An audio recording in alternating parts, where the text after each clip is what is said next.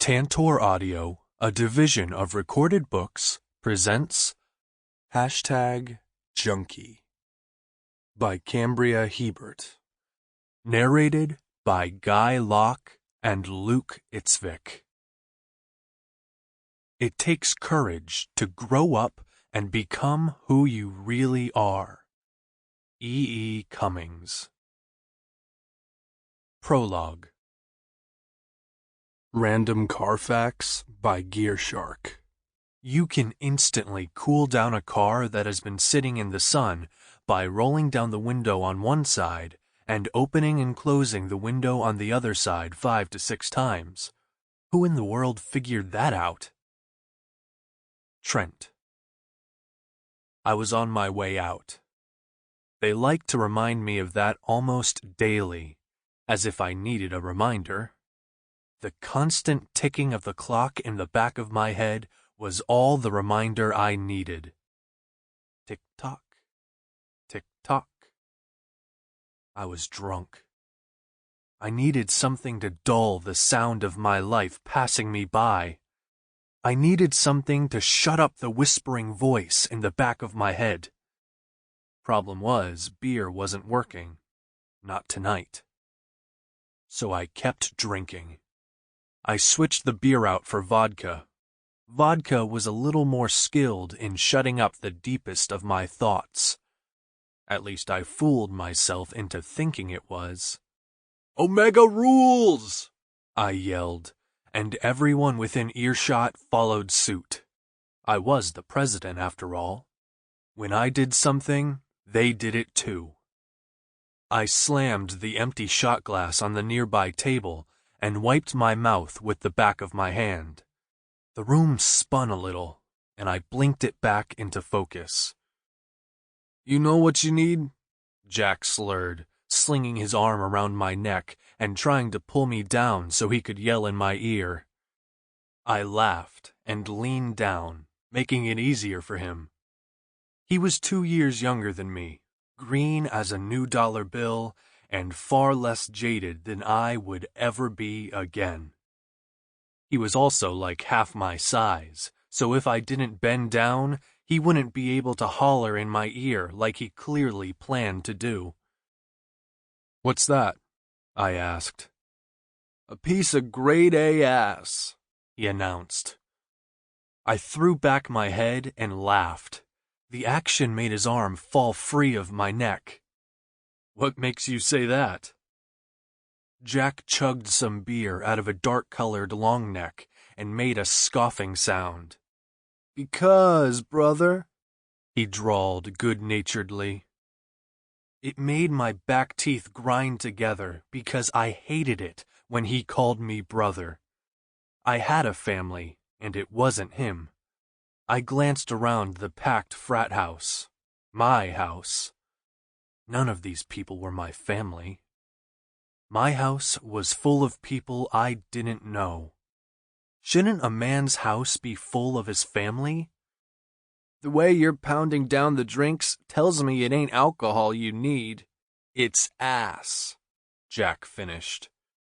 I grunted. He was right about the alcohol. Clearly, it wasn't what I needed. It wasn't doing shit for me.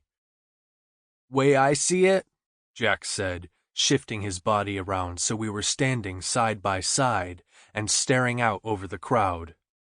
"As frat president, you have the pick of the litter." He spread his arm out and gestured toward everyone as if the world were my oyster. "Pick a pair of thighs to get between," he invited. Yeah. Maybe a quick, no-strings-attached fuck was exactly what I needed tonight.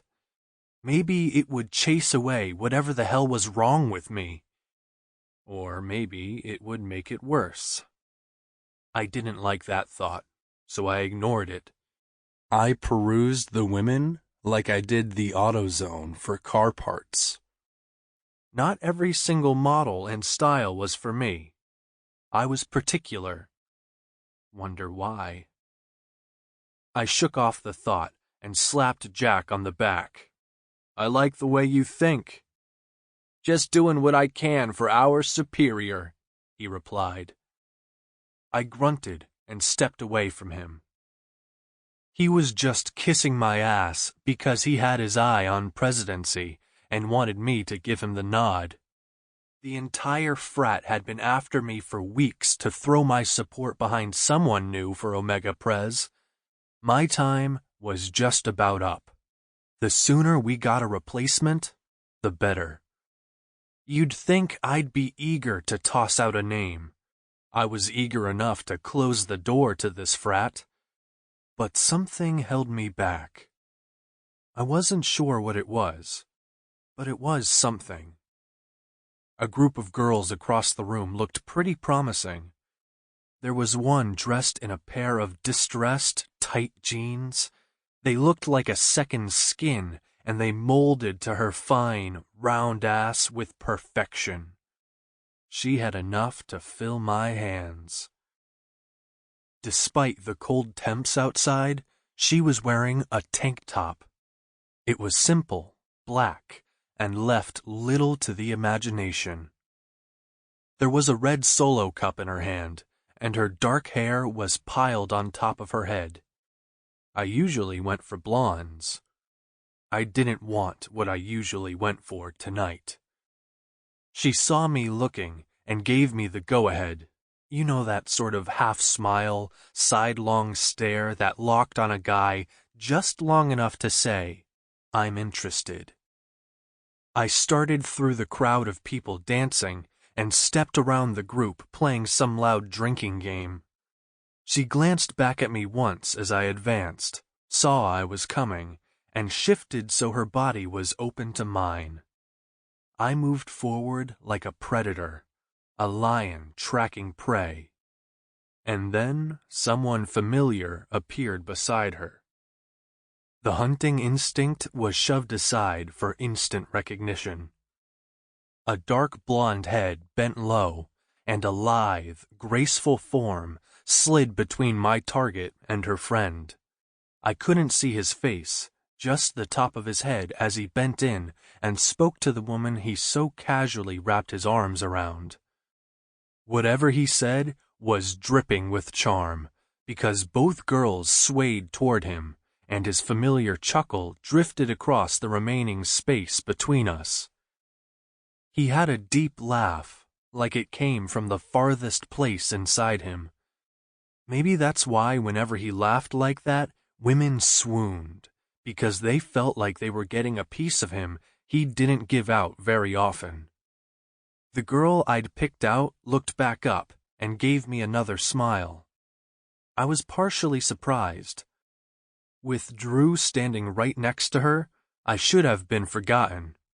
Course, he was a regular around this house. She probably knew who he was. She probably knew she'd be vying for his attention against 20 other girls in this room. Maybe she wanted the same thing I did tonight. A sure thing. As I walked, I plucked a newly poured shot out of one of my brother's hand and tossed it down my throat. He gave me the finger. I gave him back the empty glass.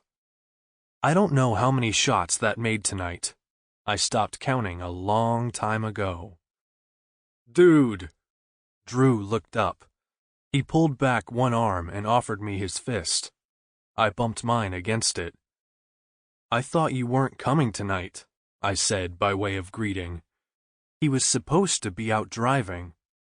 Not much going on at the track tonight, he shrugged. Even drunk, I still gave enough of a shit to be relieved. Usually I went with Drew when he was out driving the racing circuit around here. But some nights, frat shit came first. Tonight was one of those nights. Can't say I liked the idea of Drew out driving alone. I'd learned a lot about the drivers around here the past few months, and not much of it was good. If I thought fraternity rivalry or even football rivalry was bad, it was nothing compared to the racing competition around here. Racing wasn't quite the institution football was. It wasn't governed by rules and regulations. Sure, maybe on the higher level, on the NASCAR level, but getting up to that place, there were no rules. It was a dog-eat-dog world, and I wasn't talking chihuahuas. "I hear you're really fast," the blonde under his arm said, peering up at him. He grinned lazily. He had a dimple in his cheek. You'd think the light scruff on his face from not shaving that morning would hide it. It didn't. It only served to make it more attractive. "Only when I need to be. Sometimes I'm nice and slow." You'd have to be dead not to hear the suggestion in his tone, and this girl was not dead. Drunk? Yes. She giggled like she was shy. Yeah, right. I suppressed an eye roll. "Beer's over there," I told him, and hitched a thumb behind me toward the kitchen. "Where's yours?" he asked, tearing his eyes off the girl. "I'm drinking vodka tonight." "Me too," the dark-haired girl on my right said, showing me her red cup.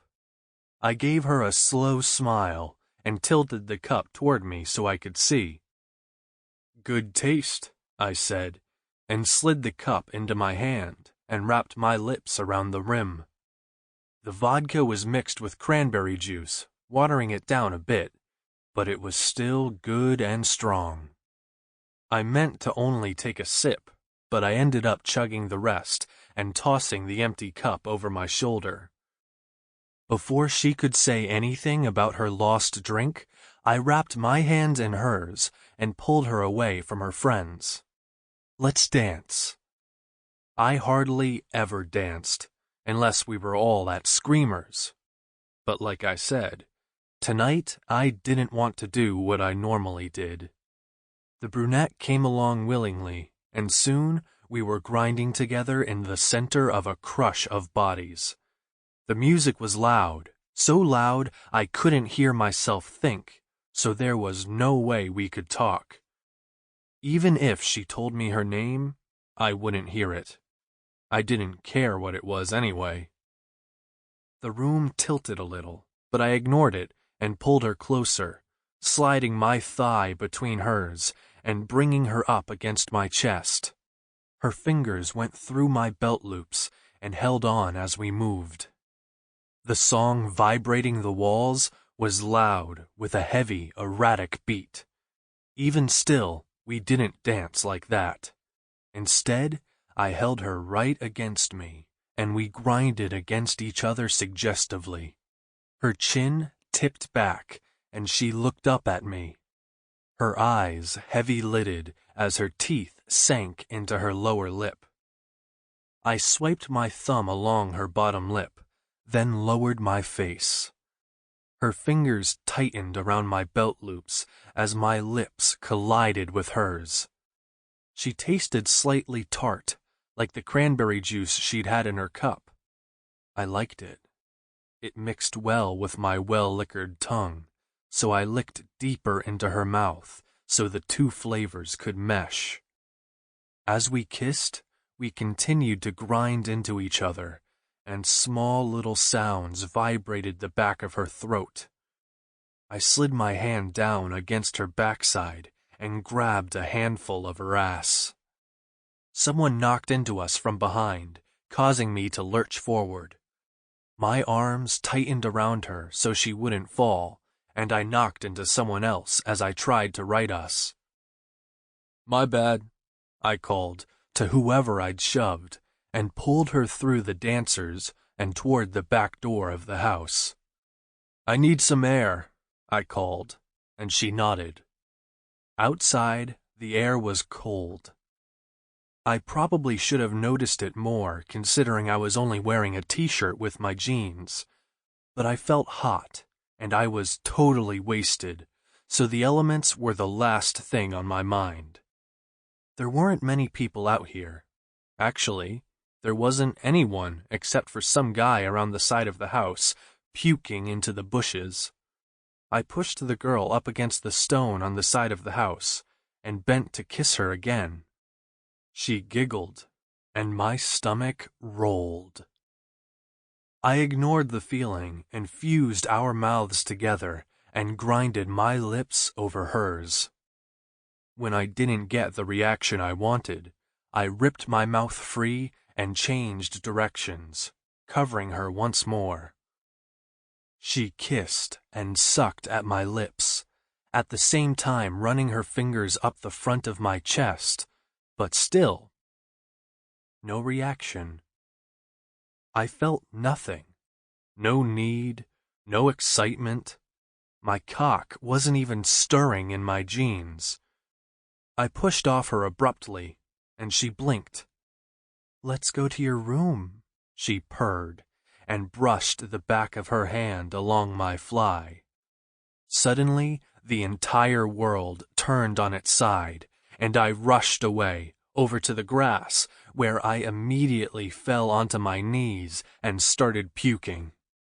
And that would explain the lack of excitement a few minutes ago. Beer before liquor, never been sicker. I retched a few more times, bringing up way more alcohol than I remembered drinking, and then sank back onto my haunches and wiped my face with the hem of my t-shirt. My head was fuzzy, my insides shaken. Then I remembered the girl. I turned around to tell her I'd be fine in a few, but she was gone. Guess my puking hadn't been much of a turn-on. Not that she had been either. Hell, first time I'd ever gone from making out to vomiting in 2 seconds flat. Clearly, she wasn't my type. I laughed out loud. That was fucking hilarious. I was still laughing when 2 jean-clad legs appeared before me. "What the fuck are you doing?"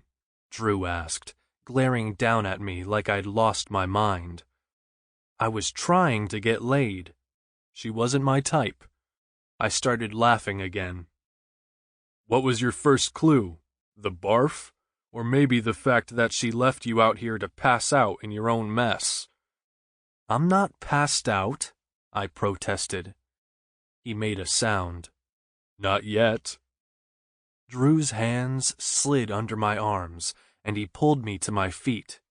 I swayed like a hammock on a breezy beach, and his grip tightened. "How much did you fucking drink?" "Don't know," I slurred. "Come on, party's over. We're going home." "This ain't my home," I said, disgruntled. He didn't say anything. Instead, he slid an arm around my waist and started leading me around the house, not back inside. I went along without a word because honestly, I didn't care where he was taking me. He smelled good. "Wait," I groaned, and practically fell over and started puking again. Drew muttered a few curse words as I retched, but stayed right there standing over me, like he was keeping watch. When I was done and my ribs ached from the heaving, he hauled me back up and led me toward the street where his vintage '69 Mustang was parked. "This ain't my room," I said. "I'm not leaving you here this drunk, asshole," Drew said, and yanked open the passenger door. "Who the fuck knows what the dickheads inside would do to you while you're out?" I sank into the seat and leaned my head back with a groan. The next thing I knew, we were sitting outside Drew's place, and he was pocketing the keys. I fumbled with the handle, trying to get it open. "Hang on," Drew said, but I didn't listen. I managed to fling open the door and fall out onto the driveway. "Ow," I grumped. "Moron," Drew said above me, and for the 3rd time that night, he helped me up off the ground. "Do me a favor and don't wake up the entire house on the way in," he bitched. "You sound like a damn woman," I mocked. My feet didn't work too good going up the stairs, but somehow I made it. We stumbled into Drew's room, and he shut the door behind us. I fell onto the bed backward, flinging out both my arms and staring up at the darkened ceiling. Drew was moving around, and I turned my head to watch him bend forward to pull off his shoes. Next, he slid the black leather jacket he'd been wearing down his arms and flung it onto his dresser. I became mesmerized by his movements. Everything else was blurry and unfocused, but he wasn't. I could see him clearly. He had a long torso, lean and firm. The way the waffle-knit tee he wore clung to his frame seemed like the most interesting thing I'd seen in a long time. I watched him straighten and turn, shove his hand into the back pocket of his jeans. His long fingers pulled back out, a wallet clutched between them, and he tossed that onto the dresser too. His hips were narrow, and his legs were long and lean. He looked good in the jeans. They weren't too tight, but they weren't baggy either. His feet were bare. I don't know where his socks went, but I didn't care. That patch of bare skin, even on his feet, made my mouth go dry. Or maybe I was just dehydrated. "I need water," I said abruptly, and pushed up off the mattress. My sudden movement caused a wave of nausea, and I lurched forward. Drew was ready, and just as I started barfing, a trash can appeared under me. How the hell was there anything left inside me to puke up? I felt like I'd been puking for hours, and I was so spent I couldn't even hold the trash can. Drew held it for me. He stood there silently, holding the can in front of my hunched-over form, while I heaved and made sounds I hoped to never hear again. Even after I stopped, he stood there, holding it, making sure I was completely done before he moved back. "I'm good," I said weakly after a few long moments, and turned my face away. His large palm fell against my back and patted twice before settling against my shirt. That single touch left me feeling a little more grounded, a little less shaky, and in danger of literally passing out right there. Leaving his palm where it was, he leaned away and set down the can.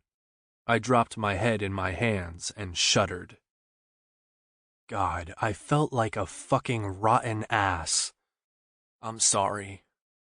"Why are you so drunk?" Drew demanded. "Vodka," I muttered darkly. He made a sound like that wasn't an answer. "What the hell possessed you to drink so much tonight?" "I just wanted a break," I muttered. "A break from what?" "Huh?" Drew's hands clenched into a fist against my back. "Trent, what the fuck?" "Don't be mad," I heard myself say and fell back on the bed. "I'm not mad." "You sound mad." "Good fucking thing I showed up tonight." He half growled and moved away from the bed. I heard the rustling of clothes, but I didn't look. My head hurt. "I don't like when you drive without me." Drew appeared over me, staring down from the side of the mattress. Something about his presence caused me to open my eyes. Our stares locked. I felt some things I didn't know how to back away from. Alcohol made it hard to lie. "Is that what this is about? You're pissed 'cause I went driving without you?" he asked, low. He wasn't wearing a shirt anymore, and in place of the jeans was a pair of loose basketball shorts. His dark blonde hair was messy, and his mouth was drawn into a grim line. The way his eyes looked just then, it was like he could see. I rolled onto my side away from him. Sometimes a guy just wants to get drunk. And sometimes a guy wants to forget. My stomach rolled and my back jerked with the force of my heave. Drew muttered a curse and dove across the bed, just barely getting the can in front of me as I started puking again. He was partially lying across me, and even half out of my mind and sick as a dog, I still noticed the way his weight felt on me. The way I was pressed so fully into the mattress by his size. It helped make me feel less shaky in the moment. When I finally stopped throwing up long enough to breathe, Drew sank onto the floor near my head. "Fuck, man," I said between more heaving. "I'm sorry. You should have left me at home." "You are home." It was spoken so quietly, I thought maybe it had been a thought in my own mind and not a sentence off his lips. I glanced up, my bloodshot, watery eyes trying so hard to focus on his. He stared back without a word, just stared. Had he spoken, or was it a thought? Finally, he cleared his throat. "Think you're done?" "I hope so," I rasped. My throat was raw and burned. The inside of my mouth tasted like roadkill, and my body ached. He nodded and quickly tied the bag closed in the can and quickly replaced it with a fresh one. "Here," he said, and shoved the can into my arms before disappearing for a few minutes. When he reappeared, he had a bottle of water and a bottle of aspirin. I groaned, and he set the stuff aside. "It's for later." I wasn't sure I'd ever be able to keep anything down again, but I kept that thought to myself. "You can't sleep like that. Roll onto your side."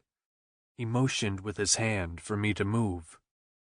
I started to roll, but he caught the hem of my shirt, stopping me. "Sit up."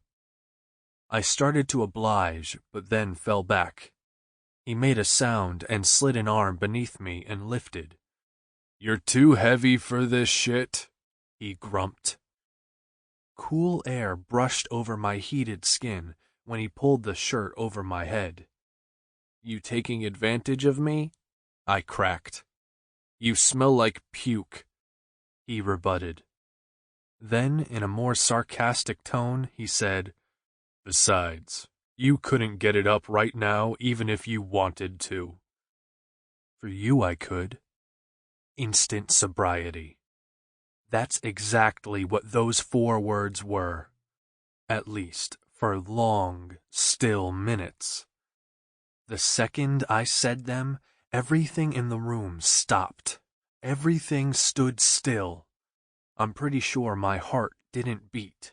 Drew didn't breathe. There was nothing. Nothing but the words. The meaning. The implication. The truth behind them. Oh, fuck. I was about to make it worse, use my drunk brain to try and backpedal, try and make up some excuse. He saved me. Just as abruptly as everything stopped, it started up again. He started up again. His fingers felt cool compared to my flushed skin as they wrapped around my chin. My face was tilted up, and I squeezed my eyes shut so I wouldn't have to see if he saw the truth behind my confession. "You have it on your face," he spoke. I felt the softness of my shirt brush over my chin as he used it to clean off the mess I'd made of myself. I intensely regretted getting drunk tonight, for so many reasons. "You don't have to do that," I said, embarrassed. "I know." I opened my eyes. For just a millisecond, we connected. For just a millisecond, I thought I felt something I hadn't before. Sample complete. Ready to continue?